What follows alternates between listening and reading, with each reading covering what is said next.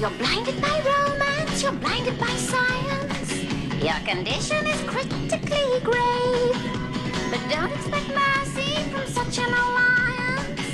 Suspicion of tradition, so you wave.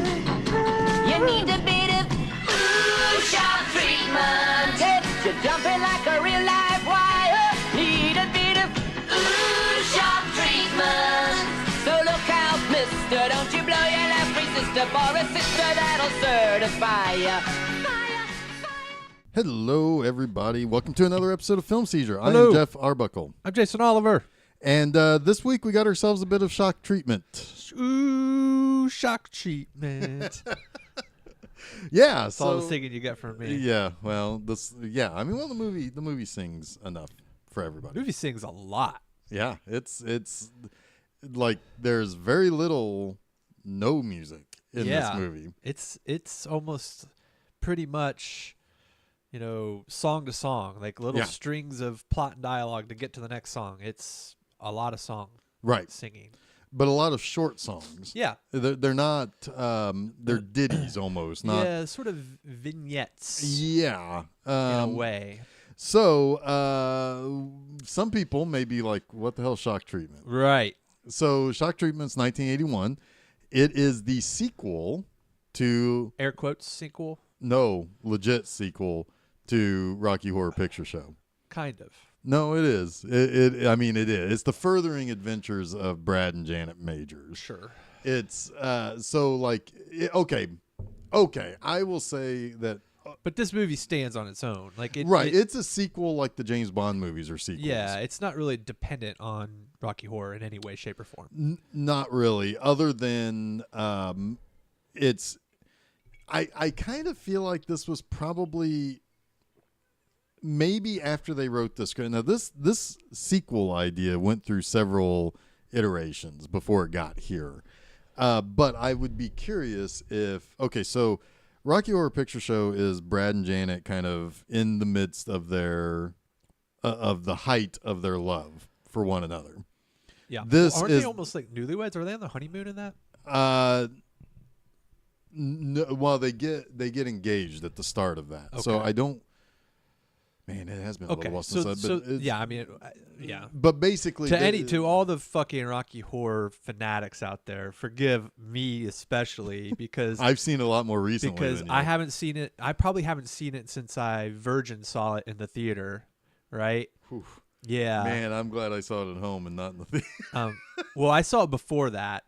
Oh, okay. But I'd never gone. They do the whole thing with the virgins. I didn't participate. I was also one of those nerds who was like, I'm not gonna. I'm not big on. I'm not big on audience yeah. participation in general. But I did see it in a theater once, and I've just never really liked it. I just don't really quite get it. It's fun, but not that fun. So forgive me. Clearly, you have issues with gender identity and.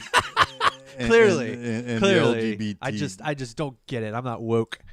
You want to sing that one song that Janet's dad does in this song? Oh, right, yeah.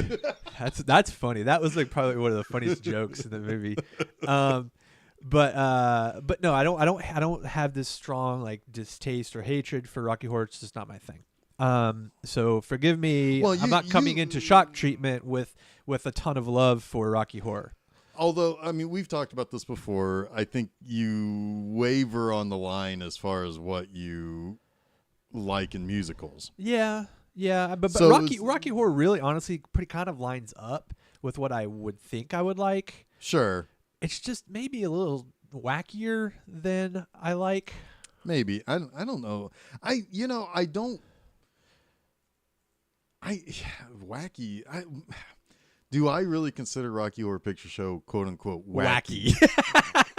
I mean, I don't know. I don't know exactly it would what be that like means to me either, but is it? I mean, is going to a drag queen show wacky? No. And that's the feel I have here, with this, I guess. I don't know. I mean, or with Rocky Horror. Maybe it's just I don't even want to say camp because it's definitely camp. Well, it's purposely camp. But I like camp usually. Yeah. When camp is done well, it can be great. Maybe honestly it boils down to the music, Huh. because everybody loves Time Warp and everything, but That's not my favorite song in that movie. I'm not really big on the music in that movie, so maybe that's probably what it is. Is it? Yeah. It just, if the music isn't working for me, the movie's not working for me, Yeah, fair enough. and it's probably why I love Phantom of the Paradise so much, because I love the music. Right. Well, and we can talk about Xanadu and Right. my love of that music. And that's absolutely Right. fair, right? I mean, Right. and again, it all comes down to a matter of taste, right? Yeah, you can't account for that ever. So I'm not going to talk shit about Rocky Horror. Everyone who loves Rocky Horror, I don't want to take any of that away from you. I think it's awesome. He totally told me right before we started recording he's taking it all taking away. it all away. But He said all of you are stupid. But it's not for me. Yes. God damn it, Jeff. Blowing me in. Revealing the secrets. Blowing me in. But I think it's fair for anyone listening who is a huge Rocky Horror fan to understand my perspective. Sure. Well, okay. So, all right. So that makes me ask, we'll just get this out. What did you think of Shock Treatment? Actually liked it quite a bit. Okay. Yeah. Because I think most people would say if they really, really like Rocky Horror, they may be shaky on Shock Treatment unless they just really kind of get into it too. It's a good question of how much of a sequel is this. Yeah. It certainly carries on with two of the two central characters, but it's it's like whereas before they're very much in love and now they're in the doldrums of the relationship. I'd be curious if there was ever a thought to do a third story that takes them beyond that. Like, I don't know. I don't know. It's like a middle-aged or just beyond. beyond those doldrums, and how did they sort that out? Right. I mean, I don't know. There's a certain realism in the relationship. Yeah. Of Brad and Janet, that, or at least the ideas that are played with, where after a while the love affair isn't really there anymore, or it's something else. Well, I think love kind of evolves, right? Right. And it's amazing and exciting and passionate, and you can't keep your hands off of each other, right? Which is Rocky Horror. And then it man, there are so many hands not able to keep off of so many others. But then it sort of evolves into a crisis, right? A relationship has a crisis, and it's are we meant for each other? Are we not? And that love either evolves or it separates. It ends. Yeah. Yeah, and so that's kind of what they play with here a little. That's the through line, the most normal through line of this movie is that Brad and Janet are trying to figure out their future together, basically. Sure. But because they're Brad and Janet Majors, there is no normal world around them. Like, if it's not aliens trying to build the perfect man and cross-dressing and having all sorts of extravagant parties, it's this weird town inside of a television studio that ends up becoming this it's that's the other thing. It's like there's a certain uniqueness of each character in Rocky Horror, or at least there's a sense of in Rocky Horror you are to be yourself, whatever makes you feel, well, the whole thing, don't dream it, be it, just be yourself, be what makes you happy. This is all very homogenous. It's or homogenized. Like everybody, there is no real personalities within the people of Denton that this is set in. It's kind of that weird, it removes the individuality of it, which you could say that, as you continue in a relationship, you're not as special anymore as you were at the beginning. Everybody is curious about the new stuff. And then once you've been around for a while together, that's just or as special as you thought you were. Yeah. That's a good way of putting it too. It's like, I mean, nobody cares after a while because it's part of the life now. It's been assimilated into the way that's the way it is, or whatever. Huh. Huh. All right. So Yeah. So you said, you told me as we were watching this, that this movie was not originally supposed to be set in a TV studio. yeah. So okay. There's some history behind what the sequel was going to be. So Richard O'Brien, kind of who was the co-writer of Rocky Horror Picture Show, wrote all the music for the most part, or at least had a heavy hand in writing the music. Wanted to do a sequel, much more of a direct sequel, called Rocky Horror Shows His Heels, or something like that. And basically in this, so somehow Frankenfurter, who was Tim Curry, and Rocky, which was his creation, were resurrected somehow. Dr. Scott and Brad. So Brad was Dr. Scott was Brad's mentor. They have turned gay for one another. Okay. And the instance in which Janet and Frank had a role in the hay in Rocky Horror has impregnated her. But nobody really wanted to just rehash the stuff that they had done. The guy who played Dr. Scott just wasn't interested in returning and bringing anything back to that character. It's like we did what we did, and that's what do we do. This was also, I mean, think about it also. This was a time in which sequels weren't that common. Not like direct sequels as much. A lot of people feel like if you have a contained story, why do you need a sequel? Yeah. And I think that was kind of the general feeling that I don't really. Yeah. So what also kind of feels like just too much of a good thing. Yeah. Like. Yeah, you're trying a little too hard to recapture that lightning in a bottle. Well, yeah, and I think when we were watching this, we'll talk about this probably soon about how shock treatment was marketed, but Early. but I said that shock treatment felt a little bit like pandering, but that feels worse. Right. The direct sequel you're talking about feels like a far worse form of pandering. Right. So what they did was, so Richard O'Brien had already written some of the songs. So he's like, okay, well, I'll just retool some of the songs, retool the script into what was then called the Brad and Janet Show, or the Brad and Janet Majors Show, or something like that. But basically, now it's an idea that now you're following their life, and it's a little bit closer to shock treatment. Yeah. So then it went through another rewrite, and really ultimately kind of settled on shock treatment. However, during the process of what ultimately landed on shock treatment from the previous version, that middle version, Barry Bostwick wasn't available anymore. He was probably making Megaforce. Oh God.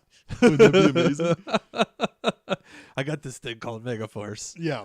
It's going to be huge. It's going to be great. It's going to be great. Susan Sarandon was now a rising star. Wanted more money, couldn't really give it to her.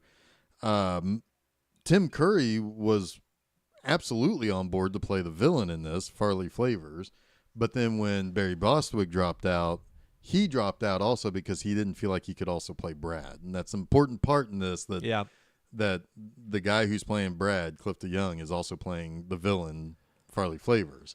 So Tim Curry was like, I can't do an American accent that I feel comfortable with, so I'm going to drop out. So wait a minute. So it was originally going to be Farley Flavors was going to be Tim Curry. Yeah. And Barry Bostwick was going to be Brad. Right. And they weren't going to be twins. Right. Okay. Spoilers. Jeez. Oh, jumping ahead. No. I mean, it's kind of fucking obvious. Right. they kind of spoil that a little early. Yeah. But anyway, so okay, so then you've got okay, so then so basically at that point, that's when they had, okay, so we're gonna go get Jessica Harper, we're gonna go get Cliff DeYoung. Well, wouldn't they just keep Tim Curry and cast somebody else as Brad? I don't I mean, you fully fucking got Tim Curry. Yeah, I don't fully understand, but like basically once Bostwick was out, he just didn't want to do it. And maybe that was just, hey, if they're in, I'm in. It seemed like kind of a troubled production anyway. Maybe he sort of didn't really see the. Maybe he was just. I mean, maybe he just had it in his mind that he wanted to work with the people that created these characters, and when he couldn't, he didn't really. His heart wasn't in it anymore. Fair. So you brought up trouble. So the next thing that happened was they started filming in 1980, and the intention was they were going to film in the town of Denton, Texas, which is interesting because in Rocky Horror Picture Show, there is a sign that talks about Denton, which is the home of happiness. It's like this idyllic Pleasantville-like town. Yeah. They even have their own anthem that talks about how they're tolerant of the ethnic races. Yes. Yes. But at one point, cheers when it said that Janet's dad hates Mexicans. Right. Well, yeah, hates Mexicans and gay people. Yeah. Oh, basically anything that isn't white straight male. Yeah. Gee, I wonder how that could fit into today's society. Yeah. Anyway, I kind of saw that though as this is jumping ahead just a bit, but I kind of saw that as his show that maybe isn't that popular. In this structure of this weird town where everybody has their own TV show. Right. So okay. So he's kind of like the crazy right-wing kook, right? Who probably has a small following in this town, but most people are just kind of like, whatever, we don't watch that channel or watch that show. But the thing is, though, it's like tuning into Rush Limbaugh, maybe. Yeah, I don't know because everybody watches everything basically. Yeah, it seems that way. It's so we'll dissect. But yet they talk about ratings later as well. So there's definitely I think an aspect of everybody has a show. But some shows like Film Seizure don't get that many views or listens. But we still have a show. Right, you know? Right. Well, I mean, we get on the horn with Farley Flavors or Carl's Jr. or whoever we can. We need Jessica Harper. Jessica Harper, come on, Film Seizure. We're big fans. Oh, man. That'd be great. Will you make us stars? Oh, that'd be great. If Richard O'Brien wants to make us a star, that's cool too. I go for that. Yeah, we'll take it. Yeah. Anyway, sorry. So there was trouble in production. Right. So the intention was to film this in Denton, Texas. And then I guess there was a Screen Actors Guild strike in 1980. And it greatly affected the ability to produce on location. So what they did was they just produced this in a TV studio. So what that did was it shifted the plot line of this probably into something that's a little bit more prescient. What probably was before was probably social standing, social status. It then shifted to... It probably would have had a more sort of Pleasantville satire, type satire. But then it shifted towards this idea that your stardom is what makes you powerful or makes you desirable or makes you more important and something to be essentially worshipped. Yeah. It's a lot of idol worship in this. And we'll break that down a little bit more. There's a lot there. Yeah. That's I think what I like about this movie the most. Is the satire is really good, and I think that if they hadn't been able to make this version of Shock Treatment, it would not have hit with me. It certainly would have just been probably forgotten even more so than it was. Yeah, and I could see why this movie is sort of maybe gaining a little bit of momentum as a cult status, even greater than what it probably is was 10, 15 years ago. Right. Because in today's, I feel like we always circle back around to it, but in today's sort of social media climate, this movie's got a lot of prescient aspects to it. Yes, and right. So basically what ends up happening is the movie opens with the idea that these people come into the studio And it's almost as if the world outside doesn't really exist. So these people come in and they sit down in the studio audience, and they're going to basically live, breathe, and eat Denton through the TV station DTV. Yes. For what, about 48 hours basically is how long this show or how long this movie is in real time, like in the real time. Yeah. Or whatever real time, whatever the real world is in this movie. It's over a course of a couple of days. Right. A couple, 3 days maybe even, I don't know. So Brad and Janet have joined in on the studio audience. Are they? I don't think that they are residents of Denton.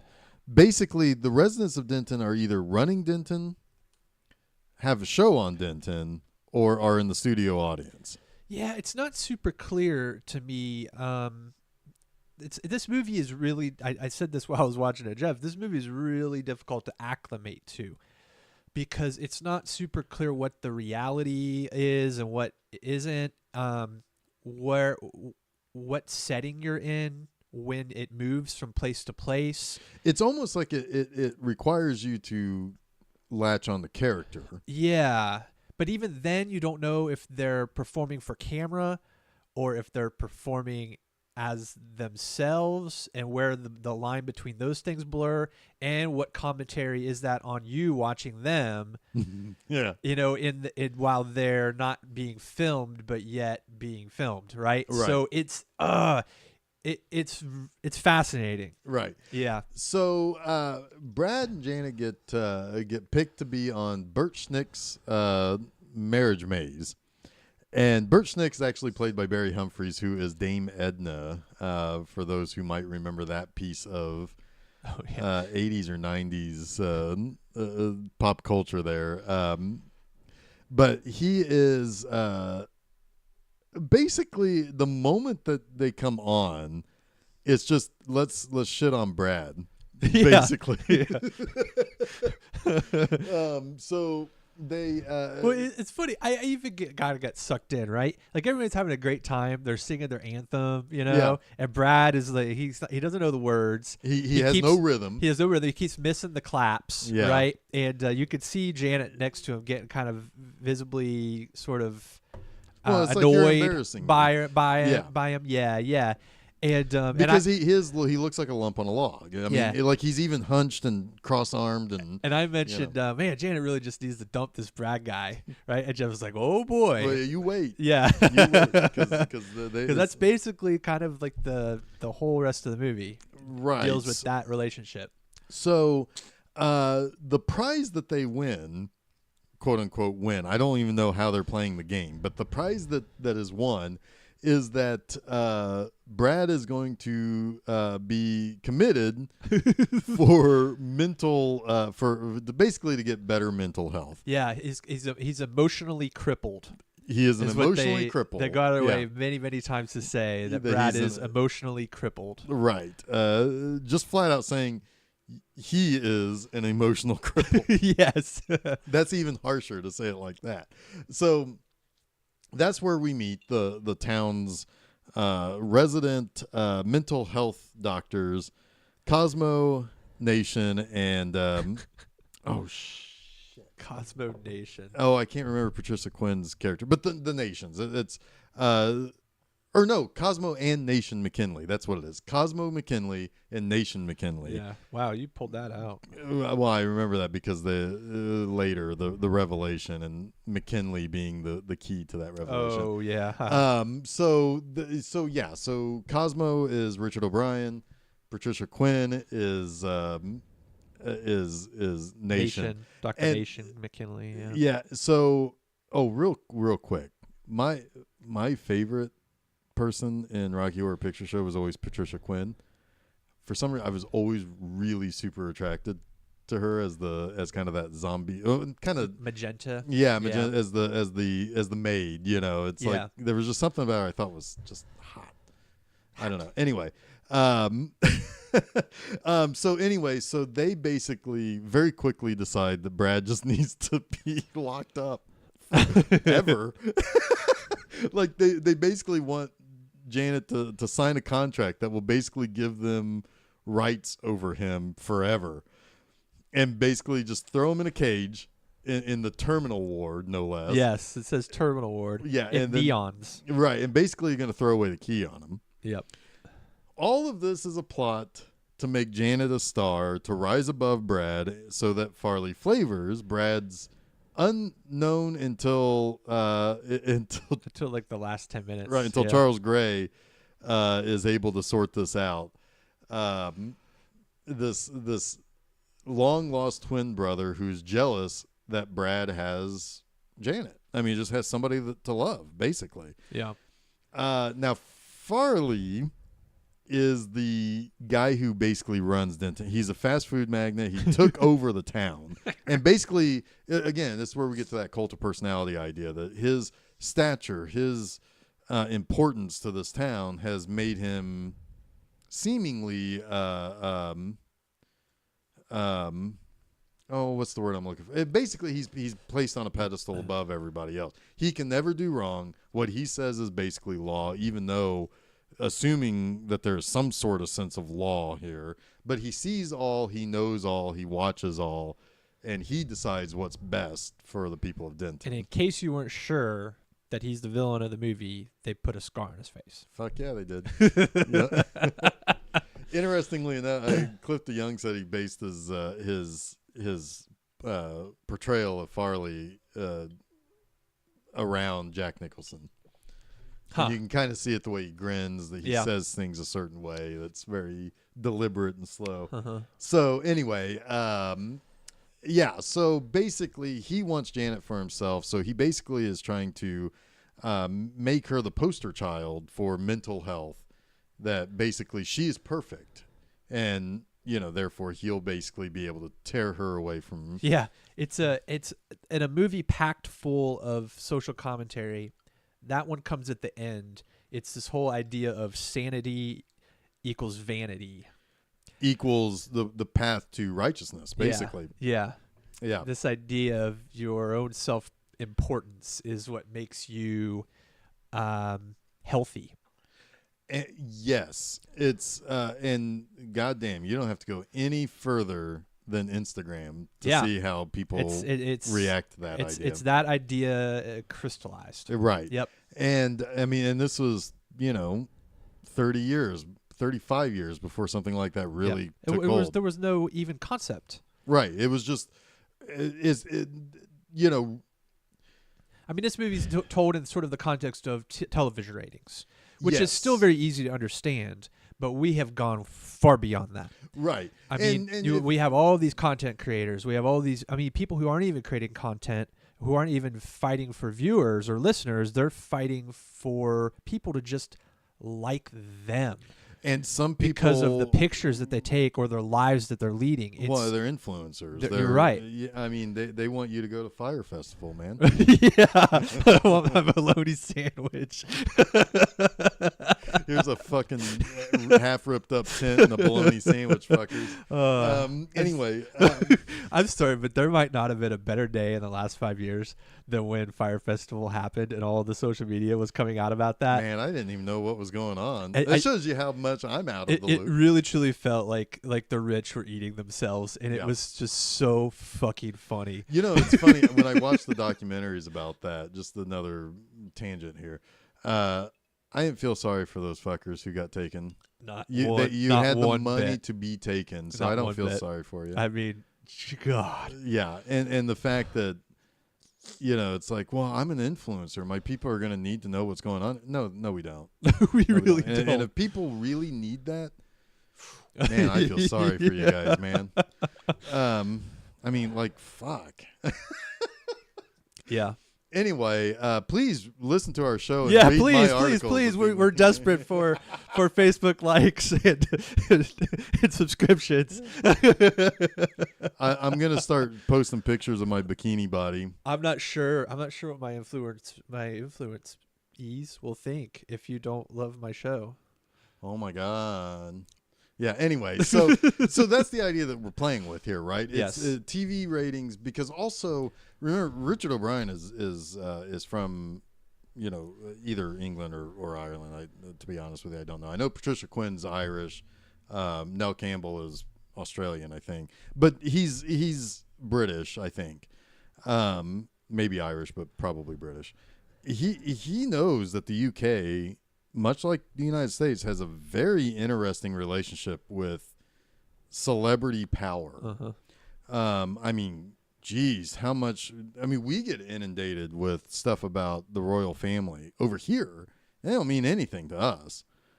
Imagine how much more they get over there that just falls off the face of the earth on its trip from the UK across the Atlantic to here.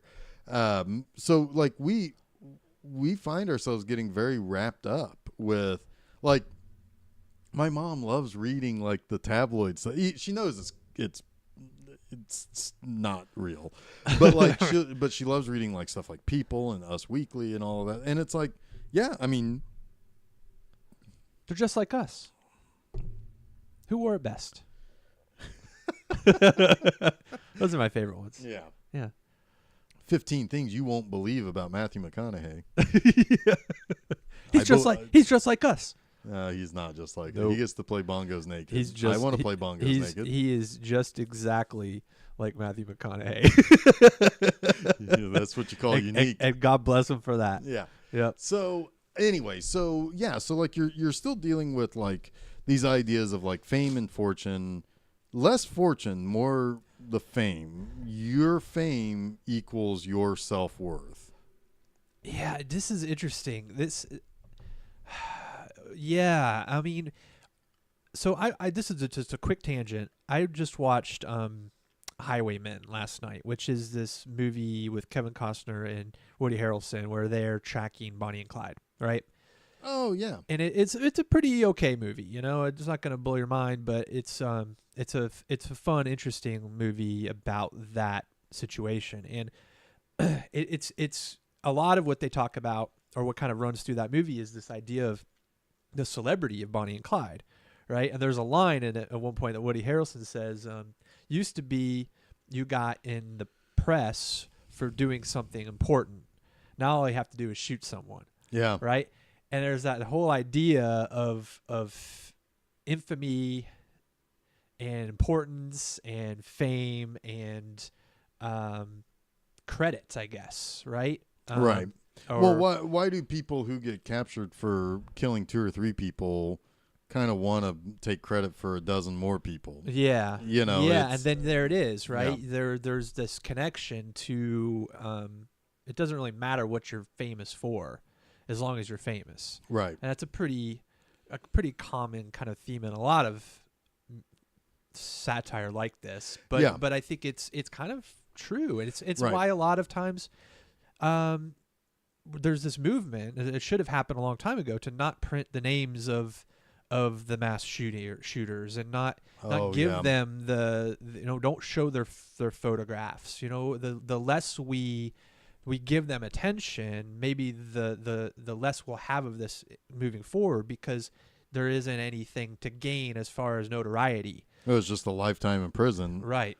However long that will be, depending on the state you're in. Now, it doesn't necessarily, I mean, I think there could be an incorrect correlation there between the mental health of some of these people and or their motivations beyond just like, I don't think it's just linked to I want to be famous. Like, well, it's probably narcissism. Yeah, but right. Yeah. And I think that it feeds it. Right. Sure. It's one piece of the puzzle. Right. And you know, and here also, like, the feeding of Janet's ego, you know, really just kind of comes from the fact that she's a bored housewife who gets fawned over. Yeah. And then they just fan those flames. Yep. It's super. If you want, I mean, you want to make friends with somebody, fawn over them a little bit. Yeah. That's basic human psychology there. I mean, it's, you know, it's like everybody wants to feel special. Everybody wants to feel liked, and everybody wants to feel like they are important, whether it's to one or to many. So, you know, that's how they kind of get her that way, you know. And so, like, they just kind of fan those flames of, you know, basically what Brad had done previously before their whole adventures basically started in Rocky Horror Picture Show. So she was feeling that again, and so she kind of buys into it a little bit more. It's funny that to a certain extent it takes a little bit more for her parents, even though her dad thinks that Brad is a weirdo. Yeah. What you've got is a weirdo. And her mom at one point even says to somebody, it's like, oh, because he was an orphan, I was always worried that he was not mentally healthy or whatever. Right. But they still kind of stick with Brad for a little bit until they realize that their daughter is famous now. That everybody in town loves her. So yeah, fuck Brad. Get right. him out of here. Well, it becomes their chance to ride someone's coattails, right? Because they're caught up in the same hysteria everyone else is of this obsession with being seen and liked and also upholding a certain purity. Because like for the mom wants to be like, you constantly see the mom sewing clothes. You see the dad constantly doing things that men should do, right? So it's the upkeep of the image, of what they should be, and they get kind of wrapped up in the idea that, well, we're more liked because we're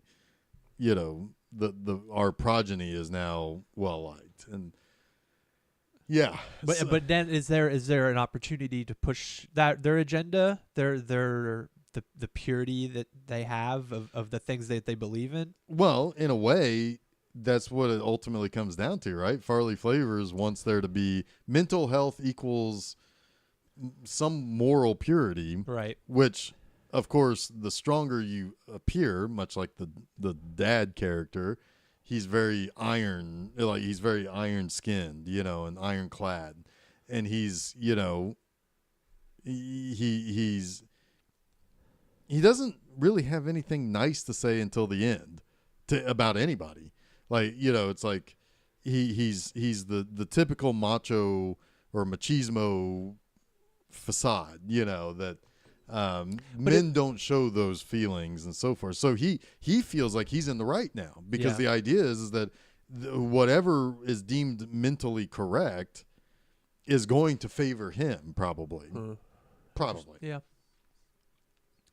Because whenever you start talking about mental purity, but that's so, that's where I think this movie gets murky for me, is in beyond the ambitions or beyond the intentions of just taking Janet from Brad, which at a primal, basic human level makes sense, right? Well, it's Jessica Harper. Well, yeah. And even when it was young Susan Sarandon.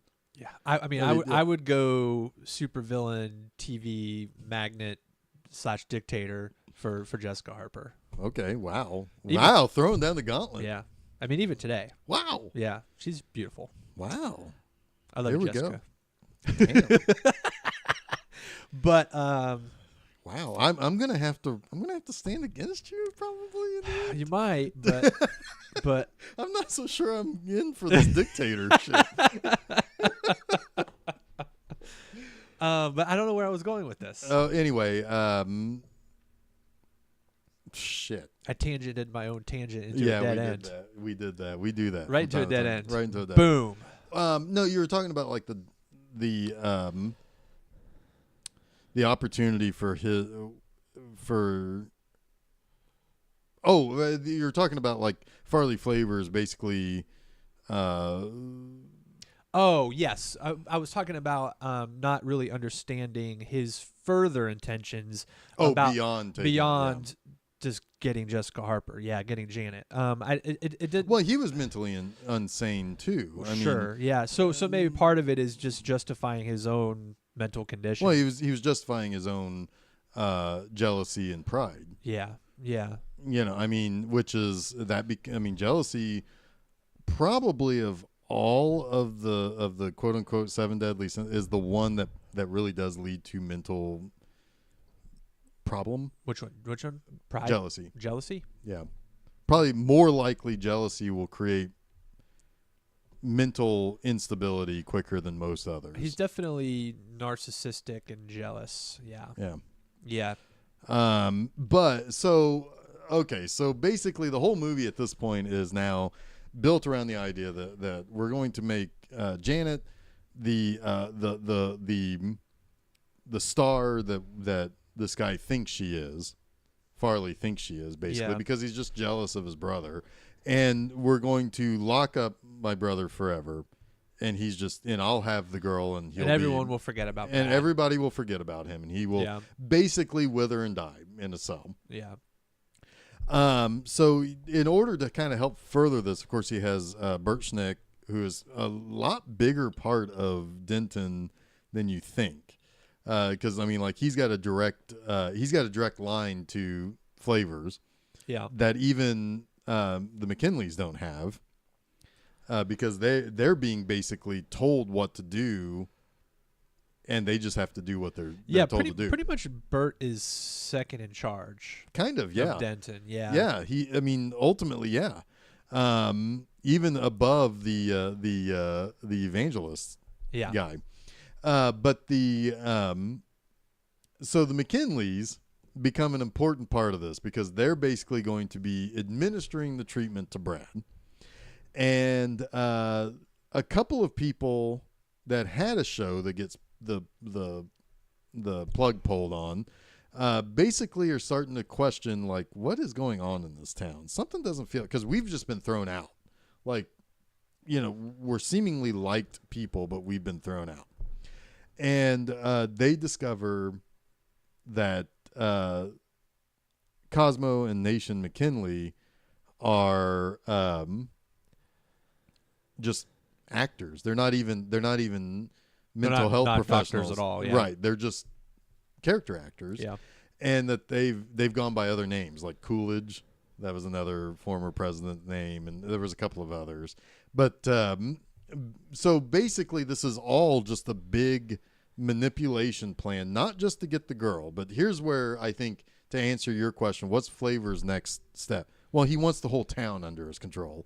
So basically, he convinces the entire town to get checked into Dentonvale, which is the soap opera mental hospital of Denton. Yes. So basically, he manipulates those people into basically checking themselves in and forever staying and being kind of just controlled at that point. I mean, like, it's sort of like half social I guess social experiment, half just straight up, fascism. That he's able to manipulate the people via media to the point where they're lining up to check themselves into this mental hospital and never be seen from again. Basically, yeah. Because it's almost like when he's successful in this endeavor, the rest of the hive, if they're following his programming, will forget about them, but not forget about, maybe it's not, they won't forget about, how am I trying to put this? They won't suspect that this thing is continually harmful. Right. Does that make sense? Right. It's a Trojan horse. Yeah, but it keeps working. Right. Yeah. Yeah, and it's so the mind control is very effective. Right, and it's there's nothing sci-fi about it. It's just, again, the cult of personality. Right. It's all personality and media manipulation. Yep. Yep. And so the and the other thing also is that if these people all follow him this far, he is getting the love that he thought he needed or wanted. Yeah. He's maybe not getting it from Jessica Harper, but he's getting it from the rest of the town. So, but it's working on her too. But the whole town signs up for mental health after they set her up to be the picture of mental health. Yeah. Only for Brad to basically return and try to. They have that really cool musical number where they're fighting over each other in their minds. They have a song fight in their heads. Yes. It's amazing. Yeah. And so, but basically, Janet's like, well, no, Brad's the one that I want to be with. I want him to be better so that we can be better. Yeah. And basically he banishes her at that point. And then he's like, all right, everybody. What do they chant? Just out. Yeah, out. they basically take her, Brad, and the judge, who's the Charles. Oh shit.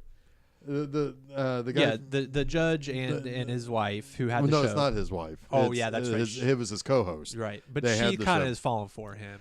Well, she's trying to get back at the evangelist guy Right. who was her husband. Right. Who's in love with his co-star. But yes, they get banished. Brad and Janet get banished. Yeah. But they first get locked up. Yes, so they get locked up so that everybody can go off and get signed up for shock treatment, Right. essentially. Yeah. And but And it's like a party too. They're Oh, so it's a excited. party. Everybody's excited. Even the police officer who's supposed to guard them can't help himself from following the crowd. right. But no, in the end, it's basically just meant to be. Well, I didn't get her, but I got this whole town. So Right. Fuck he's it, who he's cares? getting multiples of love. It now. still worked. Right. It still worked. Yep. Um. You know what I love about this movie more than anything is that what was the name of the band? Something Bits or something Drill in the Bits. Yeah. Like Alex Drill in the Bits. It was the hang on a second here, I can tell you. Oh damn it, I don't think it's in this. But yeah, something Drill in the Bits. Something yeah. Drill in the Bits. I'm gonna just say Alex Drill in the Bits. They Oscar Drill. Oscar Drill in the Bits. They they're like fuck this town too. Yeah. They have no reason to. Well, they're a rock and roll band. Yeah. They have no affiliation to that. Yeah. They were just like, we're gone. So like the punk band, I love it because Yeah. they're basically a punk band. Right. They're- They are thumbing their anarchic. They're like, we're with them. We're fucking out of this town too. well, because they actually did love Janet. Yeah. They were her backup band, and they actually did like her. There was like a loyalty, I guess, there. Yeah. But yeah, I thought that was hilarious and awesome. So, anyway, Charles Gray. That was the name I was trying to think. I can't believe it. He played Blofeld in Diamonds Are Forever. Anyway. Oh, wow, yeah. Yeah, he was the final Blofeld. So, I think at this point, it's like this is a movie that's covering a lot of not only prescient, but also long-standing ideas of what celebrity means to somebody, what it means to what that influence is. Yeah. I think, it taps into the human psyche very surgically.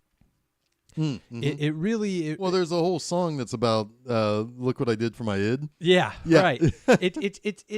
It just is so specific to human need, right? And exploiting that and applying it to what made sense at the time, which is television. But that idea is really going to persist through all of human civilization. I mean, it persists all the way back through human history, right? It's not like a new idea, but it's so perfectly encapsulated in this movie that it could apply in any generation. Right. Yeah, no, yeah, because I think that, yeah, you hit it right on the head there, because it really is about the way somebody is going to become famous is going to change over time. Right. Today it's internet fame. Right. Tomorrow it may be, I don't know, It's virtual reality Virtual fame. reality, yeah. Who knows? I mean, it's hard to predict that, right? Well, I mean, in a way, it could become Ready Player One, right? Right. Where people are putting on a different facade. Yep. And that's what they're known at. I mean, people are already known as their gamer tags and their avatars handles. and their handles. Yeah. No, it's yeah. I mean, who knows? We don't even know what the next thing is. Like, I mean, it's future be scary, yo. Future be scary, yo. All right, so let's talk about the music. I mean, this is a musical. Yeah. I was thinking the same thing, actually. Yeah, it's like, well, wait a minute. We haven't really talked about the music. I really like the music in this. I do too. I especially love the shock treatment song Uh-huh. and the lullaby song. Yeah. I like the theme too, the Denton anthem. Oh yeah, I like that quite a bit. because it's a well, it's bullshit. Yeah. All of it is bullshit. None of that means anything unless you are part of Denton. You know, it's like if you're not committed to the town, they don't have any use for you. Yeah. You know, so it's like it's so in a way it helps set that tone that you have to be ideal. Well, you have it's to be interesting perfect. because they make a point of say that they accept all ethnicities, but there's still like a xenophobia Yeah. about who they are, because as long as you're one of us, it doesn't matter who you are, but you better be one of us. Right. Yeah. Well, yeah, and I mean, the tone is set right after that song when the lady Betty Hapshat asks What a the great judge, asks the judge Charles Gray is like, so what? What'd you What'd you think think of our anthem? our Or, anthem? did you Yeah. like our anthem? He's like, in a way, Yeah. and it's like, yeah, he sees through the manipulation, and he's the one who ultimately breaks Brad out to save Janet. It's like he cuts through that kind of that fog, Yeah. and Betty doesn't break through that with him until they're canceled. Right.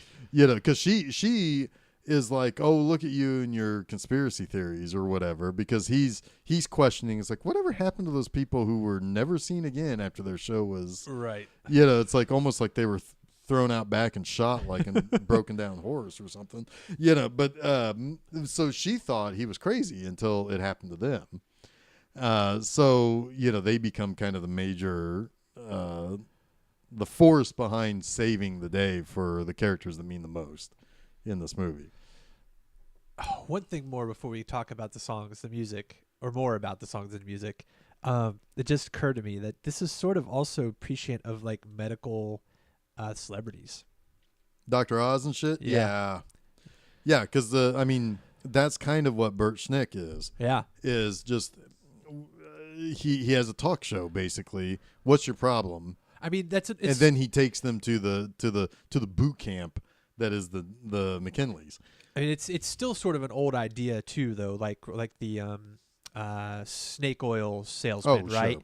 But yes, I mean, this is very much the idea of Dr. Oz, Dr. Phil. Yeah. I mean, like Dr. Phil especially is known for breaking somebody down right to their face. Yeah. And it's like, I mean, that's essentially what Schnick is doing. And also presenting themselves as experts in fields that they don't have it's too degrees in. in. It's too they use doctor to be this all-encompassing like healer. Trust me, I'm a doctor. Trust me, I'm a doctor. That's exactly how this right. trailer worked. Was Yep. that it's Richard O'Brien basically saying, well, it says it on the cover of the DVD. Trust me, I'm a doctor. Yeah, there it is. Yeah, it's don't worry, we know what's best for you. Yeah, and we'll fix you, quote unquote, for public to be I guess accepted. Yeah, public acceptance. Yeah. And it's and we'll do it on television. Well, no, yeah, we'll even make you famous while we're at. Yep. Yeah. Yeah. Wow. Right. Exactly. And of course, these people are going to feel better, are going to feel some sort of endorphin rush or some sort of positive thing because they're getting all this attention. Well, that's exactly Janet's role in right. this. And then what happens when that attention goes away? You fall farther down than where you were before. You become. You're worse than falling down and being once famous. You're forgotten. Yeah, and it's like a withdrawal from a strong drug, right? I mean, it's that you weren't great before, but now you're really bad. Right. Yeah. So so the music again. I mean, each and every one of these songs is very. Lullaby is the only slow paced song in this movie, but it comes at a really important, like almost halfway point. Yeah. Where basically that's my favorite joke of the movie too. Oh god, yeah, we'll talk about that here in a minute. But because that scene also is probably my favorite visual of the movie. But I think my second favorite visual. My first favorite visual is when Dr. Cosmo is holding up the full-length mirror. Oh yeah, that's underneath cool his too. head, and it's Jessica Harper's reflection. Yeah, and he's stroking essentially stroking her stroking ego. her shoulders. And Yeah, It's fucking good because he's talking about making her desirable. Right. And, yeah. Right. Yeah, it's really good. Yeah, that's some good stuff. This movie I think is shot better than the Rocky Horror Picture Show, but that's probably the advantage of making a movie 5 or 6 years after the first one. Sure, yeah. But no, the lullaby scene is it's all set up. You're looking in the windows. Basically, Betty and the judge are spying on people to try to get information, and so they're basically sitting outside, basically on a catwalk. Yeah. And they are basically trying to view into these windows of like this indoor apartment. And it's all one long shot because it goes from one window to the next, and different people have moments in the song to sing their part. Yep. And as it keeps passing back and forth on Schnick and Barry Humphries, he's just sitting there on his bed, like staring out the window with his blind visors on. Yeah. His shades, just staring out the window. Yeah, and he's just kind of got like a dumb look on his face, and it keeps that. Even the next morning, he's still sitting there. That pays off. That definitely pays off, and but there are big musical numbers. I'm not surprised that this just recently got turned into a stage play. Oh wow! Because it is because they're filming in a sound stage, then they basically turned it into what looks like a stage play. I mean, it would be perfect for the stage. Right. Yeah. It was Richard O'Brien that was the person who held that up for like 25 years or 35 years before he finally. Really? Yeah. Why? I wonder. He is not very proud of this. I think he didn't get enough likes. Yeah, I guess not. I think he was frustrated with all the rewrites and stuff, and then by the time it got to making the movie, I think he felt like he was not giving it everything he could have. Like, he is definitely much more over the top as Riff Raff and in Rocky Horror, but his songs in this I think are better. I think his songs are better too. I can see where maybe he didn't care for his performances as much, but he can't be Riff Raff. Right. He and Patricia Quinn cannot be those house servants that they were, and they have to be more understated, I think, in this. Yeah. Because they're at the end of the day, they're the biggest they're the biggest con men of the whole movie. Yeah. Yeah. It's like they can't call attention to themselves. Yeah, I thought he was fine. I thought Bert Schnick was hilarious. I thought most of the performances are good. I do have one quibble with my girlfriend. Uh-oh. Yeah, the same thing happens in Phantom of the Paradise, where I don't feel like she plays the conceited star as well as she plays the innocent. Yeah, that I think we're getting wrapped up in her looks there, because she does not look like she can't. I don't ever think of her as having a face that looks like she can switch on a bitchy look. It could be that. Like in Phantom of the Paradise and in this Shock Treatment, that she has a similar arc where she's a nobody who is sort of stuck and then is discovered and thrust into fame, and it goes to her head, and she gets wrapped up in herself, right?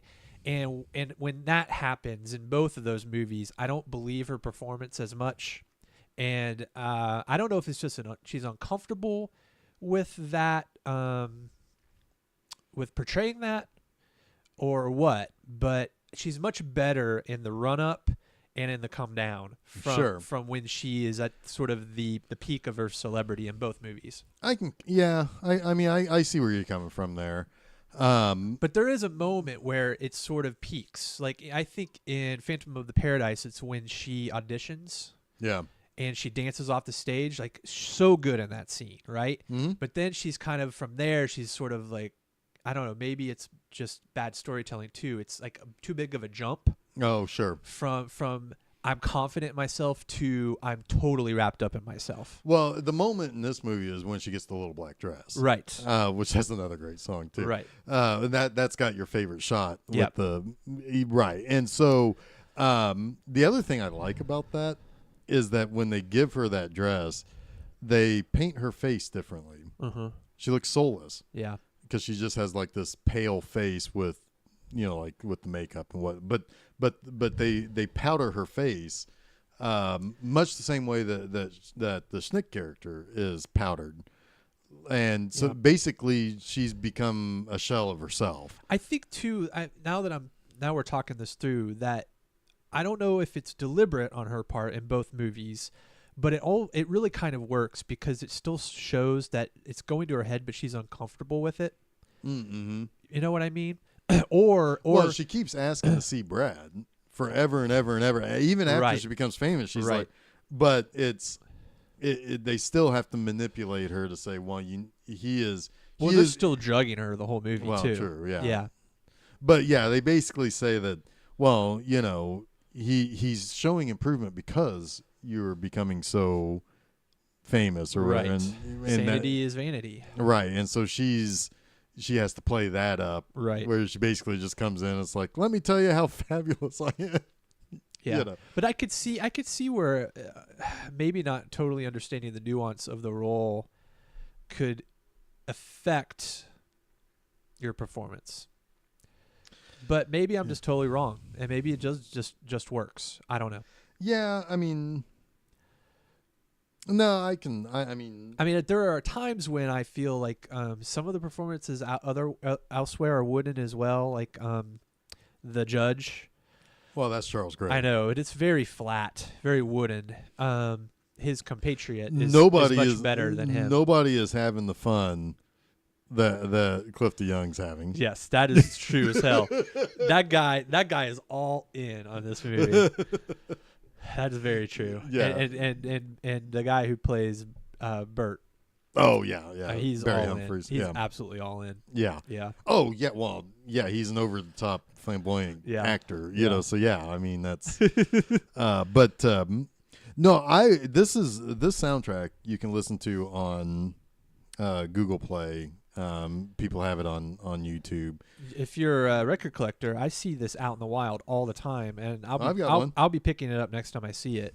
Yeah, I've got one. Yeah. There's songs that you don't have to. Not every the best songs on that soundtrack, and probably more than half of them, you don't really need to know the reference or what is happening in the movie to hear that song, and to enjoy that song. Like particularly Lullaby, Shock Treatment. Those are songs that kind of play without the need of knowing the movie. Oh, I really like this. It's kind of like Time Warp. Time Warp, you don't need to know the movie to know. I mean, I heard that song before I saw the movie. Yeah. Oh, absolutely. Much like my favorite song from Rocky Horror, which is the science fiction double feature. That's I mean, I don't need to see the movie to understand what that song is saying. Yeah. Yeah, the love letter to science fiction and horror of the 50s. The quirky song I like, really quirky song I like in Shock Treatment, because they're all kind of quirky, is the one before Brad is committed, right before he's committed. That they they have to kind of it's bitching in the kitchen. Bitching in the kitchen. Yeah. That song is hilarious. Yeah, that song's great because it's just it shows where they are in a relationship. It's like they're lost, and it's kind of like a Rorschach test. Yeah. That they have to improvise. They have to improvise through the song of images of products that they're being shown. Yeah. It's great. It's a cool. That's a good. That's song. a cool song and cool scene. Yeah. And because they're like basically singing to these products that like almost like what somebody would do when they're just kind of lost anyway. It's like they just go into the kitchen and like, hey toaster, what's going on here, man? Talking to your appliances. Yeah, it's like, come on, man, where am I at here? It's like, what's going on? Yeah. So any final thoughts on the Shock Treatment? I would like to not end on criticizing my girlfriend. because the last good thing I said about her, I criticized her. I love Jessica Harper's voice. Oh yeah. Is it her voice on the soundtrack? Yes. Fucking A. That is awesome. I love her voice. No, it's directly from the movie. Like even dialogue bits too. Excellent. That surround them. Yeah. That is excellent. I think she could have made a really interesting like alt country singer. Oh sure. Like man, she's got a sort of like a natural twang in her voice. Especially when she goes low. Yeah. Yeah. And she could hit some bluesy registers too. Sure. Yeah. Yeah. She's Well, and sometimes she gets a little what would they call that? She has a little growl yes. to it. Yes. Yeah. Exactly. Yeah. Yeah. But yes, that's my final thought All right. on Jessica Harper. I really like this movie. I'm glad you liked it too. I did. I liked it. Yeah, it's a fun flick. It's one that I mean, like you always hear it's like, oh well, you know, it's like oh, it's the sequel. It doesn't have Frankenfurter and it doesn't have Tim Curry. Everybody is pretty much obsessed with Tim Curry. Yeah. A lot of it has to do with Rocky Horror. Quite honestly, I think Richard O'Brien is my favorite part of both of these movies. Yeah. I mean, he's such a driving force to Rocky Horror anyway. Right. I think he's great at writing songs. And he has a presence about him that I like. And he's been in several other things. I mean, he was in Flash Gordon. Yeah. Yeah.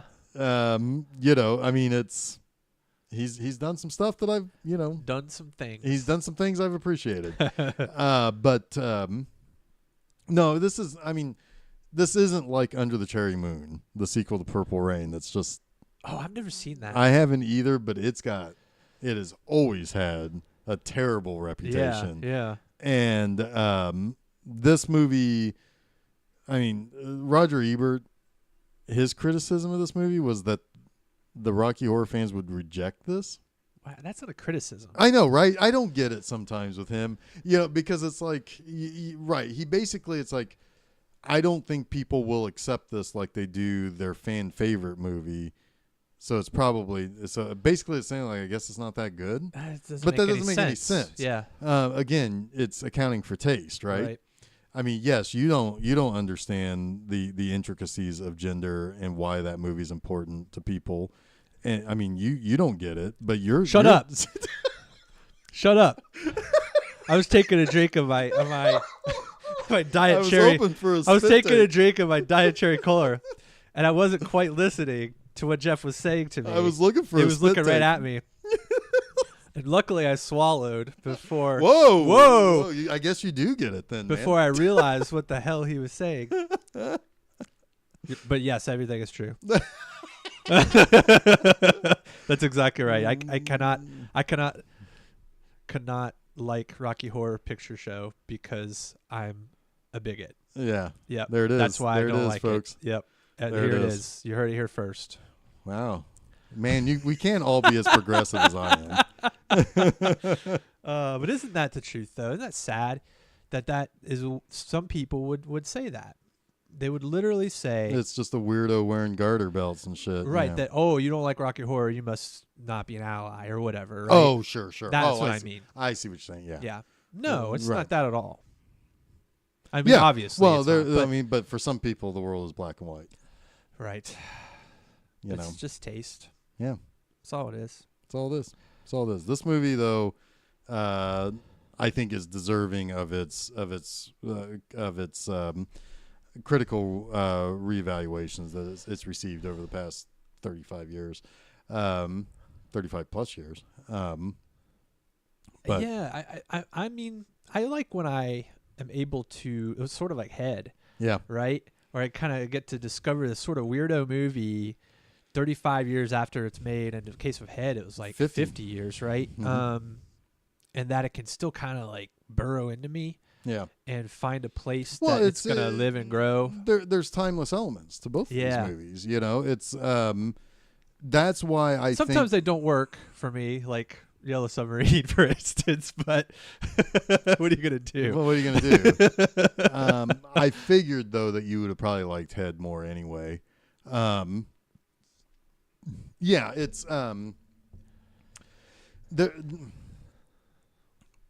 I don't know. I mean, like, obviously, this movie is going to have immediate strikes against it because it's not.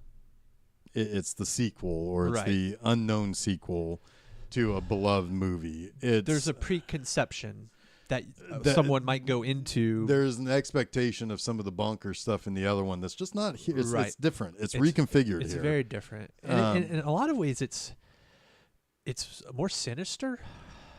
Oh, sure, yeah, yeah, because it's about manipulating whole swaths of people. Yeah, not liberating a handful of people. Yeah. Yeah, it's a completely different. It's about control, it's about somebody trying to control others instead of somebody trying to liberate. Yeah. Yeah. Yeah. And that is the difference here. And but what maybe didn't work out so well in 1981 means an awful lot more in 2019. Yeah. Or so yeah, I mean it's a unique movie. Should we talk before we wrap about you mentioned I'm kind of intrigued by this, like its marketing and its rollout. Yeah, when it was released in theaters. So it was released it played one night only. But did it play in multiple cities one night only? Okay. Halloween night at midnight, which was also a very common night that Rocky Horror's play. I mean, Flicks on the North Side plays Rocky Horror every Halloween. That's a common right. It's a common day to play Rocky Horror. So they were trying to recapture the midnight show. I think the thought was it'll catch on like this. If we see decent returns from it, we'll expand it. The problem is, though, is that there's a reason why those midnight shows work for Rocky Horror. It's the idea of, coming out at night. Like they only come out at night sort of thing, right? Yeah. It's an idea that it's you don't have to deal with the public to enjoy something that you hold very dear. A new movie ain't gonna have that. Well, it has a built-in community, but it doesn't have a built-in appreciation. Yeah. Yeah. Yeah. I mean, midnight shows for big blockbusters can work. They could honestly, they could have released Avengers Endgame any way they wanted. Could have released it at 2:30 in the morning, and people would have shown up. It would have sold out. Yeah. Yeah. They could have released it one day only for the next 6 months. You can see it today, or you have to wait 6 months, and it would have sold out. It would have sold out. Yeah. And people, because that's a different appreciation for cult classics become cult classics after time of receiving appreciation, not instantly. Well, it's sort of like it's a somewhat bad analogy, but it's kind of like The Room. Yeah, has this midnight following now, sort of the midnight movie appreciation. And I don't know that it sells out in most places anymore. It might, but releasing Best Fiend, or whatever the hell that movie is called, at midnight. If I had done that, is it going to sell out? I would have punched people. The theater you were at, how many people were there? Sold fucking out. It was sold out? Well, maybe, but that was at 7 o'clock, though. But still, damn. I mean, I don't know. But again, that's hard to believe. Don't remind me. I know we've been through this, but maybe it is a terrible analogy then, because that fucking sold out. It wasn't at midnight, but it still sold out. Well, that's why I said everybody in here sucks, or whatever I said. You're all stupid. You're all stupid. Flipped them off before you walked out. I am not that way, I man. wish I could have seen I'm that. not that way. It would have probably been my favorite thing I ever saw you do. And I'm really sad that I missed it. Yeah, no, I was so angry there. Anyway, I'm better now. You're better. You have had a little. I had a little shock treatment. A little bit of that shock treatment. Yeah, a little bit of sanity. the McKinleys helped me out. Character actors. Yeah. All right. So next week, I don't know. We've got something next week. I think it's I think it's Cemetery Man. Oh, it might be. It is. It is Cemetery Man. Excellent. Yeah. So we're gonna go from one weirdo movie to another. exactly. But we got Italian weirdo now. Oh yeah, it's a whole nother level of weird. Oh boy. But no, if you get a chance to see this, definitely check it out. There is not a particularly great release here in the United States. There's always every home video release has had some audio fuck up in it. Really disappointing. Arrow did release it in the UK. So I know we have a few listeners in the UK. Sure. If you are curious about it, I'm sure you can get that relatively easily. It was released a couple years ago. Is that PAL only? Yeah. That sucks. It has not been released here. But Arrow does that, and sometimes makes me mad. Makes me mad too. Makes me mad. Arrow. Release it. Oh, they probably just don't have the American distribution Probably. rights. Oh, God. Either that, or they don't think that it's worth it to release here. Oh, I think they'd release it here. I think maybe part of it is 20th Century Fox, and who knows who owns it now. That's true. Yeah. Could Anyway, that be a Disney property now? yeah. Holy shit! Jessica Harper is now a Disney princess. Wow, that's awesome. Yeah. That's awesome. I'm gonna tweet her that. She'll get a kick out of that. You guys have a closer connection than just fan. I listen to her podcast. We're gonna have a talk because you said something to me this morning that now you can just turn that mirror onto yourself. Yes, that's true. Yeah. You think there's something more going on there than there is. I hate to break it to you. All right. So follow us on Facebook and Twitter at Film Seizure. You can always catch our stuff at filmseizure.com. Yes. Wednesday mornings, episodes of Film Seizure. Monday afternoons, episodes of Monster Mondays. And sprinkled in there from time to time is Film Seizure at the movies when we got something new that we want to talk about. Yes. Friday mornings, go over to bmovieenema.com and you can see what I did for my id over there. Oh, yeah. And then, see, I tied that. That's back. good. That's good. Yeah. I like that. Anyway, you can also find us on iTunes, Google Play, TuneIn, Spotify, even on the YouTubes.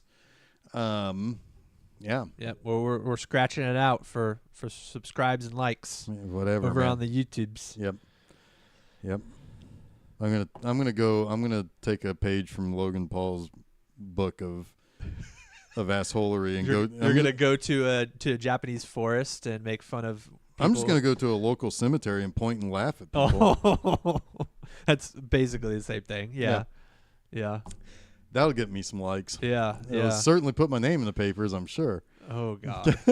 Man, Is thrashed that guy near still to a thing? Is he? Did he? I don't know. Did he, Are you still a thing, did he Logan think Paul? himself out of being a thing? I think he's still a thing. Ugh.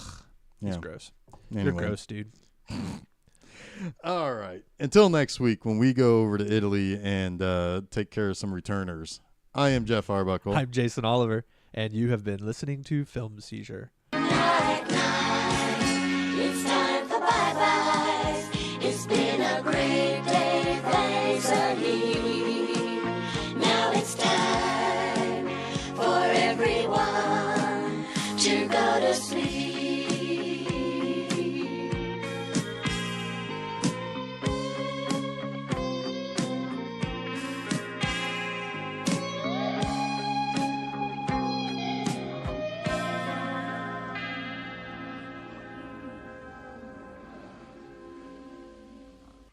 Hi, Brad. I've just come to tell you how fabulous I am.